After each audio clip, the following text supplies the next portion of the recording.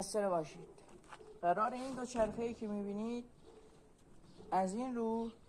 به این رو بشه و اینکه این دو چرخه رو قراره به جای یه رینگ بهش 2 رینگ وصل کنیم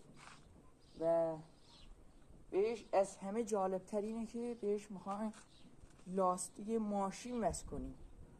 یعنی که این کلا میره کنار، 2 رینگ 24 میخوره توی رینگ یا لاستیک ماشین و